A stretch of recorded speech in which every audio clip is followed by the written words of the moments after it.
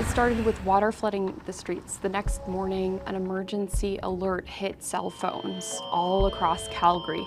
And then an hour later, Mayor Jyoti Gondek and other city officials were speaking to reporters in a press conference. Last night, we activated our municipal emergency plan and opened the Emergency Operations Centre to support a massive water main break on 16th Avenue Northwest. Unfortunately, this water main break is large and complicated, and this makes an estimate on when the issue will be resolved difficult to predict. What we do know is that every drop of water will count until we get this repair done.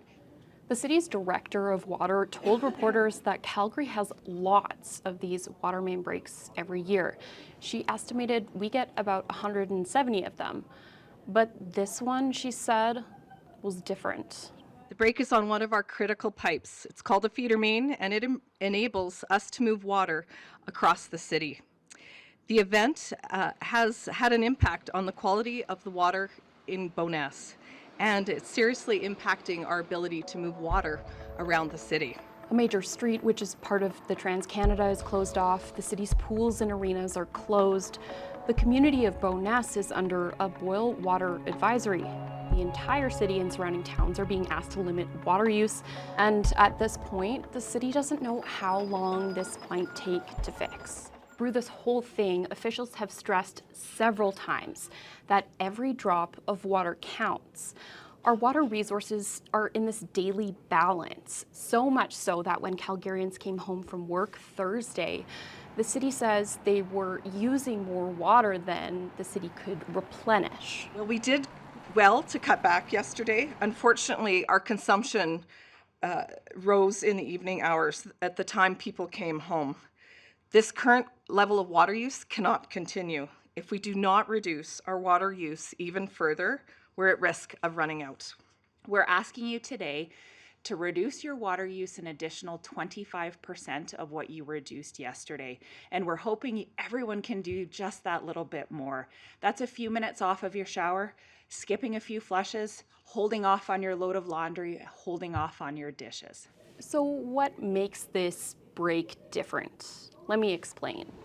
Calgary's water supply comes from two sources: the Elbow River watershed, which feeds the Glenmore Reservoir and gets treated at a plant there. It accounts for 40% of the city's water supply. Then there's the water from the Bow River, which is treated at the Bearspaw Water Treatment Plant. And that accounts for 60% of the city's water supply. Some of you may wonder, what is a feeder main? Which I'd like to share with you is like the large artery in the city, moving water from our treated water reservoirs to the network of mains that deliver drinking water across Calgary and beyond. This Bearspaw South feeder main is the most critical feeder main in Calgary's water system, allowing for the movement of water to east and south parts of the city, away from our largest water treatment plant in the north of the city, and that serves 1.2 million Calgarians, as well as our regional customers living in Airdrie, Chestermere, and Strathmore. You can literally drive a truck through the feeder main that has broken. And they transport large volumes of water to different reservoirs and pump stations that store and ultimately distribute that water to homes and businesses. They're under soccer fields sometimes that hold treated water. We have several of those throughout the city. We're monitoring the levels of those in addition to what we're able to produce. When you look at that and we compare that to what Calgarians are using, the balance dipped in the wrong direction. So how long do we have if this trend keeps going in the wrong direction? Well, it's not as long as you think. How many days or weeks can the city of Calgary go? What I can tell you is that most cities have enough storage. We have enough storage in our system, those reservoirs that I talked about, for 1.5 to 2 days.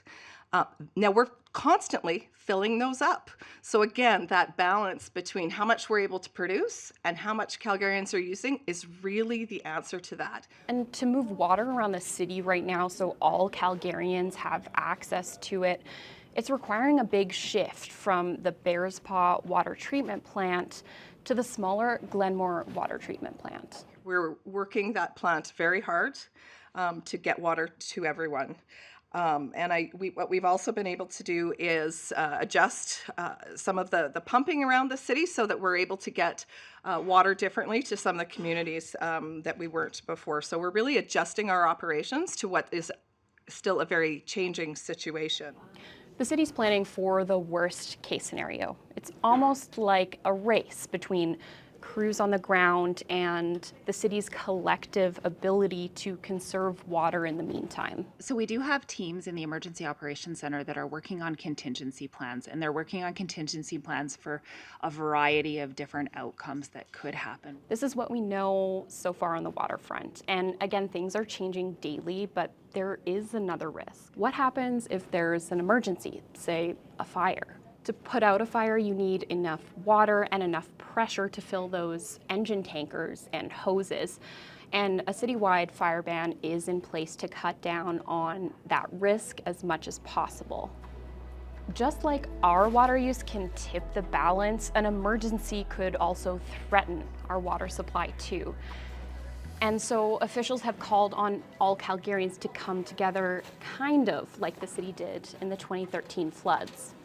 I know that Calgarians band together when we have a situation as serious as this one. And in this case, our collective focus on conservation of water will be the key to ensuring that everyone's got enough supply for drinking water, for cooking needs, as well as other basic needs.